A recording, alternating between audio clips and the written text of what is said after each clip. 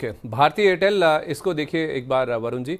इनकी जो सब्सिडरी है एयरटेल मनी, उसने एनबीएफसी कारोबार शुरू कर दिया है। Type 2 non deposit taking NBFC के रूप में इन्होंने कामकाज शुरू किया है। इनको फरवरी में ही आरबीआई से अप्रूवल मिल गया था। अब स्पेशली जो कमर्शियल ऑपरेशंस हैं वो कंपनी की ओर से लॉन्च किए गए हैं।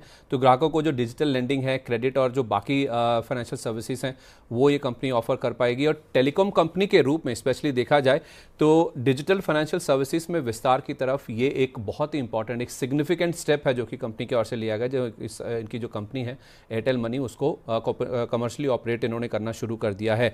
अब बातचीत इसके साथ साथ ये भी चल रही है कि दूसरी छमाही में यानी कि 2026 के एंड तक, आप मान लीजिए दिसंबर तक, एयरटेल मनी का आईपीओ भी आ सकता है। इस पर एक सीएलएसए की रिपोर्ट भी आई है कि $10 बिलियन का इसका वैल्यूएशन हो सकता है और $2 बिलियन की रकम ये जुटा सकते हैं, यानी कि 20% के आसपास इक्विटी शायद ये फ्लोट करेंगे उसमें।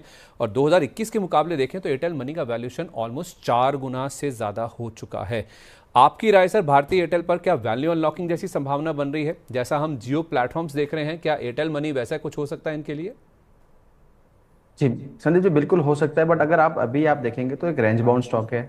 24 फरवरी के बाद यहाँ पर 200 ऐसे में ब्रेकडाउन दिया था भारतीय एयरटेल ने, और तब से आप देखेंगे तो एक रेंज में है, करीबन नीचे की तरफ 1750 और ऊपर 1930 1935, वहाँ पर 200 ऐसे में है।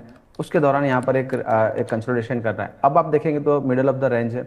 अगर लोअर लेवल पर मिलता है करीबन 1700 के अराउंड, तो यहाँ अब माफ कीजिए 1800 के अराउंड, तो 1750 के स्टॉप लॉस के साथ यहाँ पर हम बाय कर सकते हैं।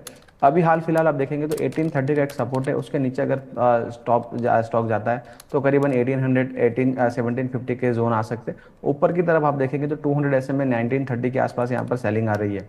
तो एक रेंज बाउंड है, स्लगिश चार्ट दिख रहा है मंथली, वीकली और डेली टाइम फ्रेम पर। और अगर कोई ब्रेकडाउन मिलता है 1750 के नीचे तो और नीचे के लेवल बन सकते हैं। हालांकि मंथली चार्ट पर यहाँ पर 24 ईएमए पर कंसोलिडेट कर रहा है।